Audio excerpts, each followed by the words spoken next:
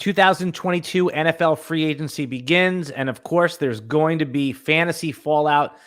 Every time that a new news item happens, Jim Coventry, I just want to scream and shout, and my mind goes in 1,000 different places. It's exciting times in the NFL calendar. I'm Alan Seslowsky, of course, with my partner, Jim Coventry from RotoWire, and what we're going to do today is just go over all of the free agency that's happened to date. By the time you watch this podcast, this could already be old news. So hopefully you'll watch it the next day or two. All right, Jim, let's start with Tom Brady coming back. The GOAT returns. I want to ask you, did you expect this to happen? And if you did, what was the handicap that you were giving before you heard the announcement? So the timing was everything. I can't say I expected it now, but the timing had to be what it was. So he announced his initial retirement because he didn't know if he was coming back, and he didn't want to leave the team hanging out to dry going into the league's year calendar beginning. Well, he announces his return less than 24 hours before the league calendar rolls. So this was the time he had to do it so the team could do anything in terms of adjustments they needed to make with the roster. So am I surprised? No. And the timing had to be. He couldn't have come back later because it would have hurt him his own cause. I think that we're not done with Tom Brady yet either. I still think there is a chance that he gets traded to San Francisco. I know that it may seem unlikely. Now, wait, let me preface that. I'm going to put everything stays the same on this side of the bucket, and either he gets traded to San Francisco or Bruce Arians is not the coach in a month from now on the other side. One of those two things I would give about a 1 in 4 chance, a 25% chance.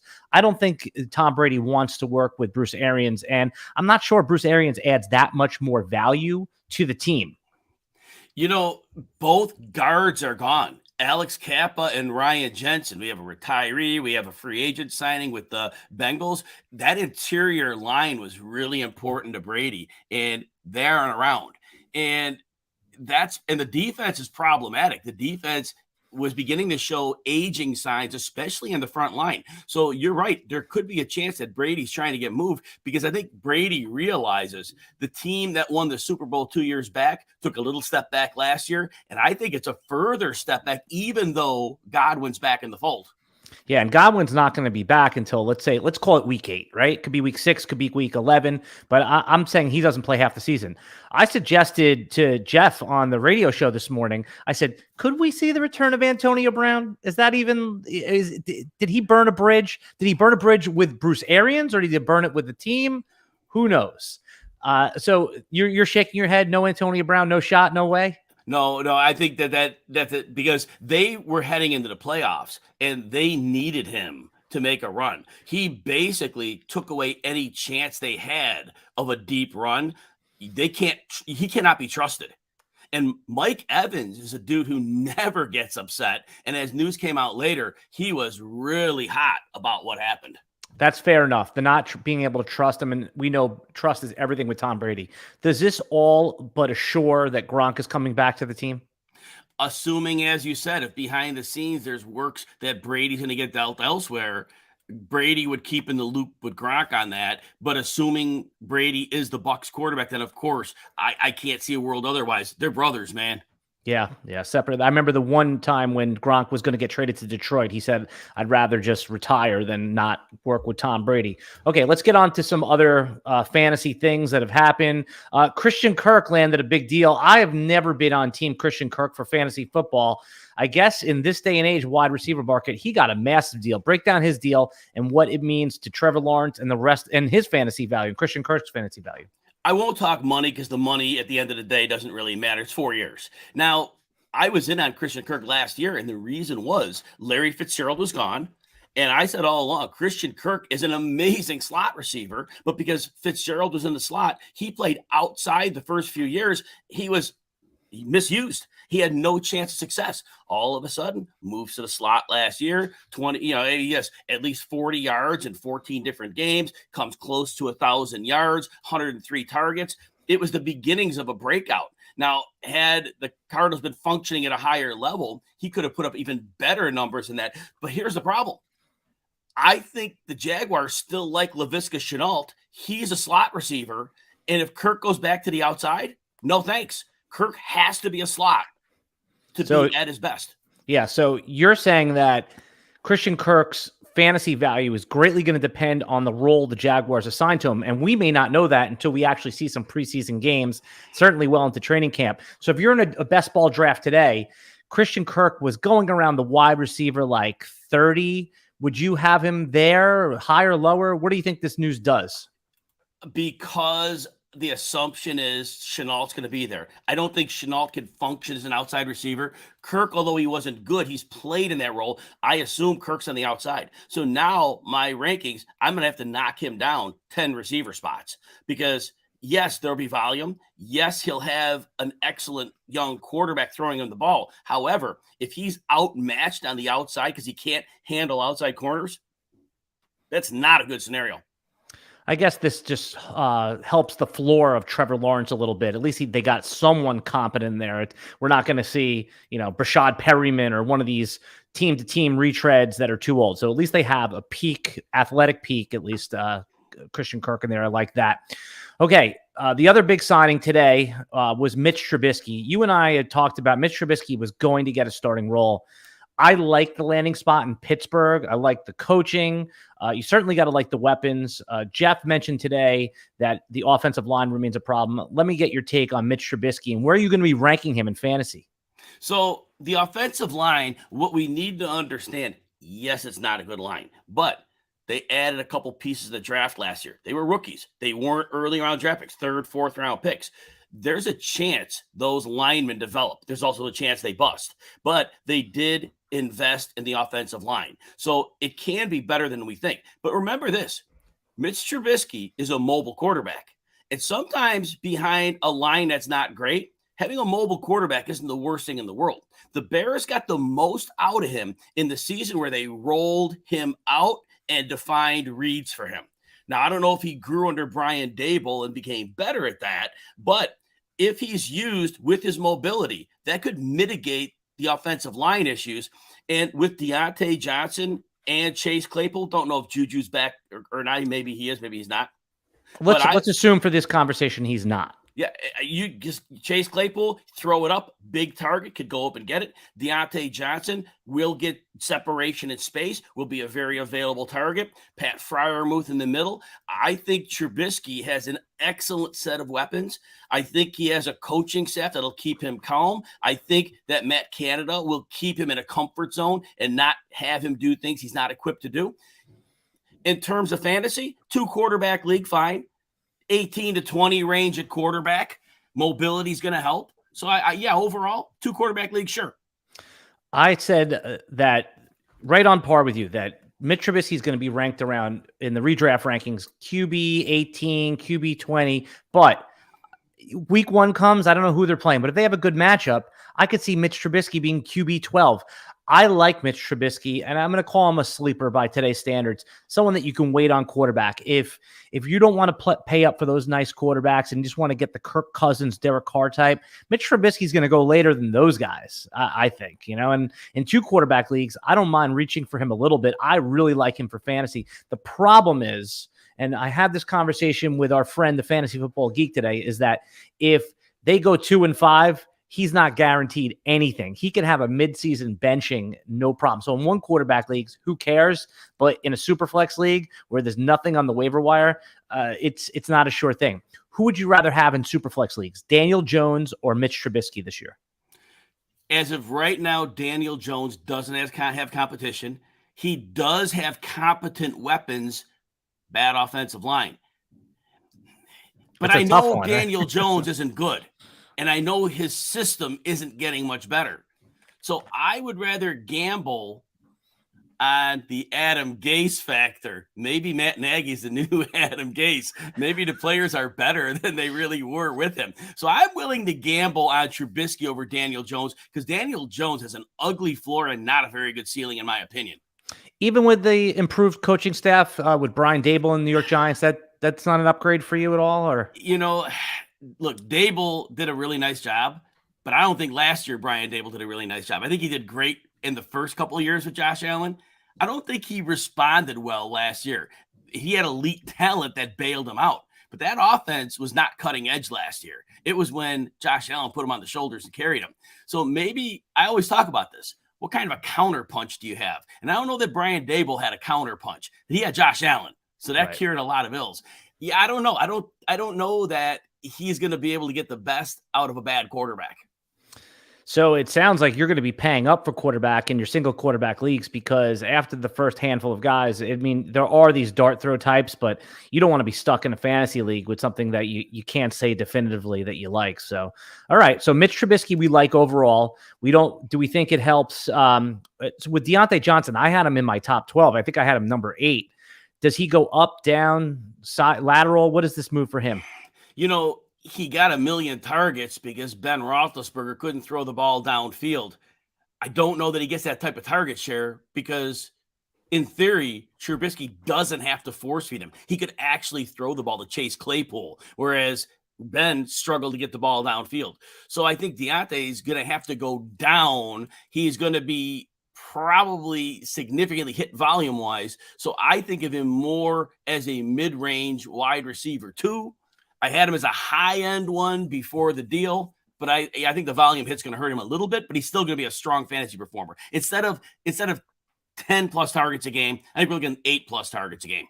Would you rather have Deontay Johnson or Amari Cooper on his new team in Cleveland?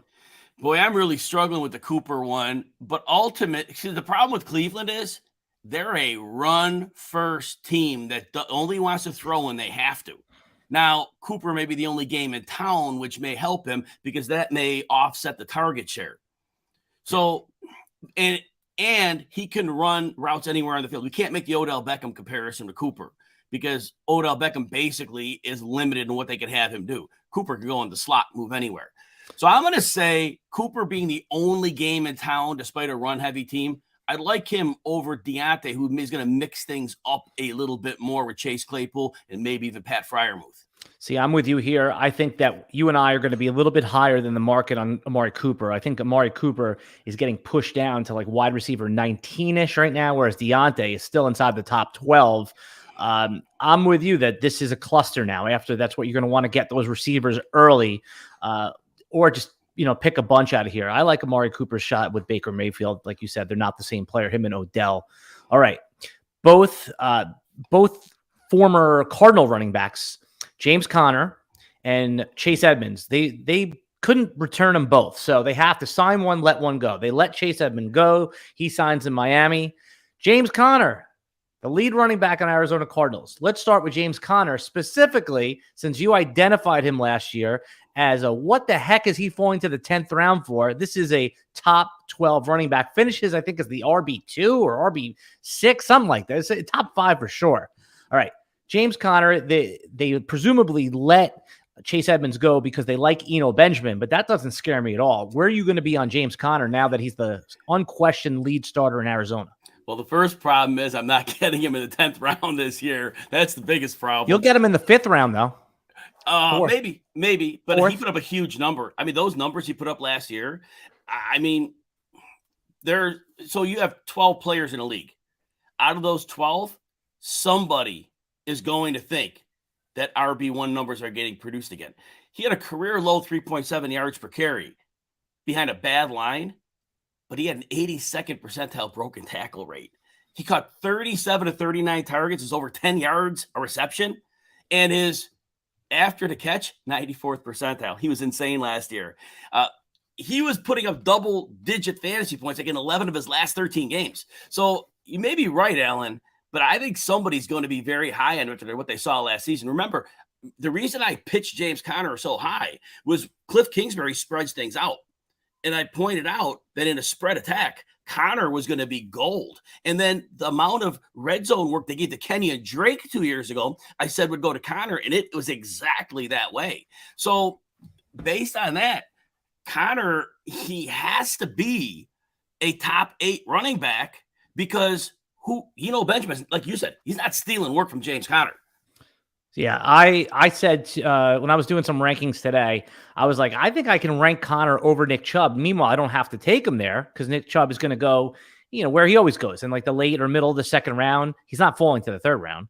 And you could take James Conner right now. I mean, his ADP hasn't really clarified yet, but my guess is he'll be going in the, after Zeke Elliott, and people hate Zeke this year. I love him. We've talked about that a bunch of times. So I think you're going to get Connor in the 4-5 turn, and certainly in the 4th round. Like, if you want him in the 4th right now, no problem. You're going to be jumping ADP. All right.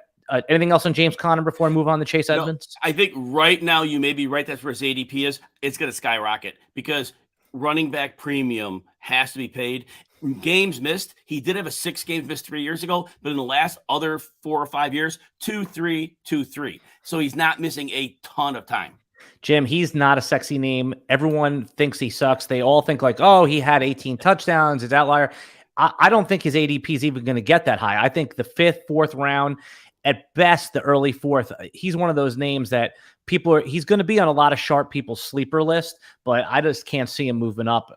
I would take him earlier, right. But he's one of those names that nobody likes. I hope you're right. Yeah. His former teammate, Chase Edmonds, signed by the Miami Dolphins. Miami Dolphins, what's the head coach's name? It's the guy who came from San Francisco, the head coach of McDaniel or McCarthy? Oh my! I'm sorry. No, it's McDaniel. It's Mike McDaniel. There we go. I get confused with McDaniels and McDaniel and McDaniels. I know. It's Mike McDaniel. Mike McDaniel. Yes. Yeah, and he was talking about making Edmonds his Raheem Mostert in this offense. You're laughing, but this guy, had the San Francisco running backs. I know it was always called the Shanahan running backs, but he likes Edmonds' pass catching ability. I'm interested. Chase Edmonds is going to be going in the 8th, 9th, 10th round. There's no way anyone's going to want him. All the Miami running backs, it's going to be perceived as a committee. Give me a breakdown on Edmonds. At first I want to say, if Mike McDaniel called him his Raheem Mostert never had more than 137 carries in a season. He played more than 9 games once. A healthy Raheem Mostert. A healthy Raheem Mostert. Right, but that was anyway. So maybe he's saying he knows Edmonds is going to break down pretty quick if he puts him on the field. That's a joke. I'm trying to have fun here.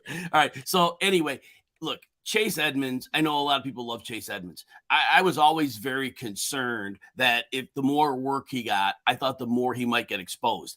He only had a 35th percentile broken tackle rate last year and 30th percentile yards after contact. He did get 5.1 yards per carry. When they used him on obvious passing downs and they ran, there were more defensive backs on the field, so he had more room to run. So that helped. And he is a good receiving back. There's no questioning that. He was on pace before the injury to have the most receptions and receiving yards of his career. So I think, remember, Mostert was a rotational piece, right? So I think Mike McDaniel sees that. Yes, I want him to be the electric guy. But I think he's going to realize Edmonds' best value is as a receiver, where Mostert was more of a runner. I think Edmonds becomes the receiving back plus. I don't think it's more than that.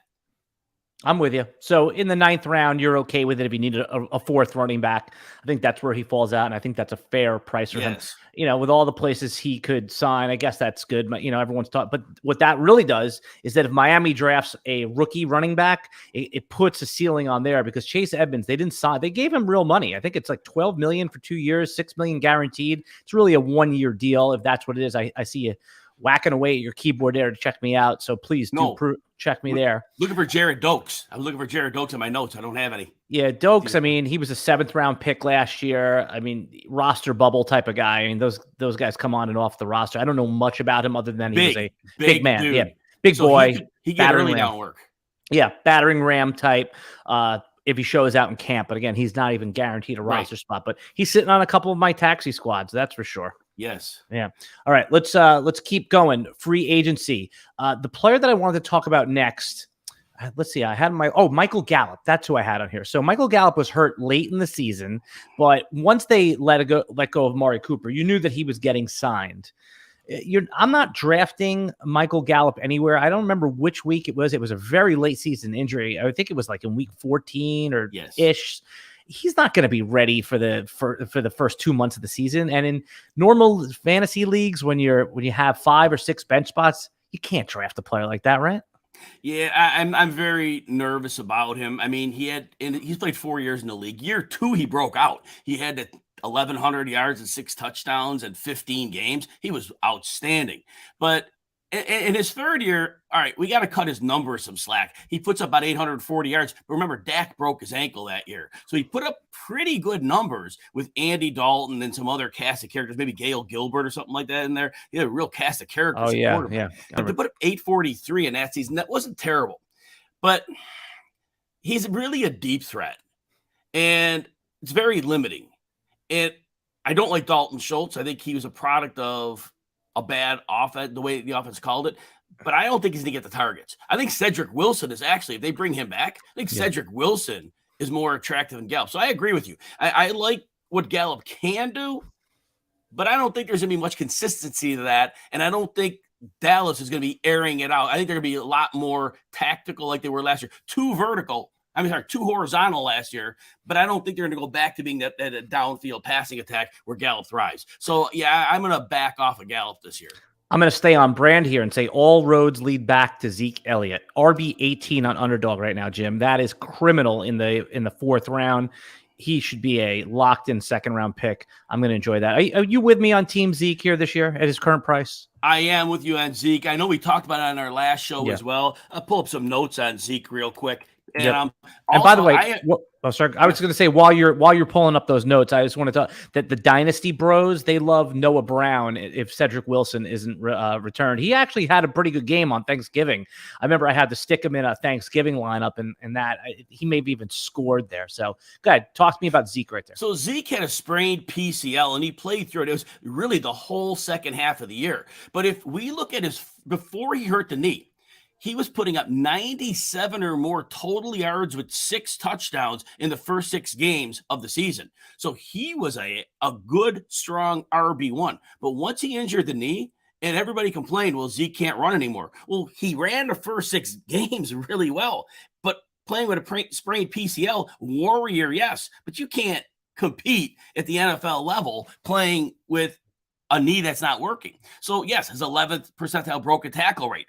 That's due to the knee. 14th percentile yards after the catch, all knee related. So I think we have to say Dallas had him as the lead back. Even when his knee was hurt, he was getting more work than Tony Pollard was. So I am with you. He's 27. It is a bit past the age apex. He's had at least 268 touches in each of his 6 seasons. But I'm with you. They're going to ride Zeke. They're paying him a ton of money. The knee is going to be healthy. Now the line is going to take a hit, and I'm not excited about that, but volume is going to be there still, and they like him as a receiver. Dig a little deeper here, Jim. Braxton Berrios back to the Jets, 2 years, $12 million. Is he going to be fantasy relevant? He is. Jamison Crowder was the guy they wanted to be the slot guy, and the injuries the last couple of years just really piled up on Crowder. And late last season, when Crowder couldn't get back on the field, I believe it was a calf injury, Berrios stepped in, and Berrios was getting a lot of separation in the early part of the field. And understand, we talk about this. The league now is going to a lot of too high safeties because the league has decided teams aren't going to beat us deep. And so defenses are giving you that underneath area of the field. The Jets took full advantage of that down the stretch. And Braxton Berrios running out of the slot players are going to thrive with too high shells. And Braxton Berrios is excellent in the short area of the field. He's going to be very busy. So I absolutely think he's a great player to target in your fantasy drafts this year. He was 72nd percentile yards after catch, small sample size. And his yards per target, interesting enough, it was over 9. I have him in, let's see, I've done 7 best balls now. I think in 5 of the 7, I've gotten him. And he's one of my end game dart guys, and I keep going back to him. So his pop weeks, he actually gets scores because he'll be, you'll have him. And some of these dart guys, they'll get you 6 points, 4 points, but he had a couple 20-plussers. So I like him, his upside. He showed some explosion. We have some breaking news while we're on the live stream. Cedric Wilson is signing back, $22 million contract, $12 million guaranteed. To me, that sounds like a 1 or 2 year deal. So let's reassess there. So you like Cedric Wilson now. Where would you rank him for fantasy? Where are you going to take him? I do, and I will make him a wide receiver 3 with significant upside. Dallas still had a high pass rate last year. They run a lot of plays. That's not going to change. They were one of the fastest paced teams in the league. So there's going to be enough pass volume to go around. Now, CeeDee Lamb is a high wide receiver 1. I like him as a top 5 or top 6 receiver. I might not have to draft him there, but he is going to blow up this year. But there's going to be plenty to go around. If the Dallas coaching staff learns from last year, when there were games, and we've talked about this, where Dalton Schultz was getting more targets than Cooper and Lamb combined in games. It was a ridiculous mistake to do that. But if they get this right, and they funnel the targets to receivers, Cedric Wilson is versatile in that he can run outside. He can run in the slot a little bit. Now, then Lamb will be versatile as well. But I think Cedric Wilson is a guy they think has explosiveness to him, and I believe he will be the second receiver very clearly on that team. I do like him as a wide receiver 3 with upside.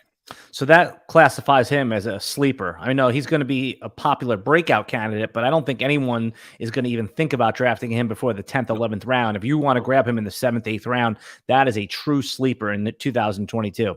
A little bit more breaking news. Teddy Bridgewater signed as the backup for Miami. Now, that's not, it doesn't really mean anything, except that's a credible backup behind Tua. If Tua, do you see a situation where if Miami, it's not going well for Miami, they actually bench Tua, or is this just a veteran to scare you into that? Hey, Tua, you have to play well now. We have a real QB behind you. Well, in baseball, they have the home run derby. They're not going to have the big arm derby in practices here. I think they'll be keeping these offenses passes 20 yards and shorter, 20 yards and shorter.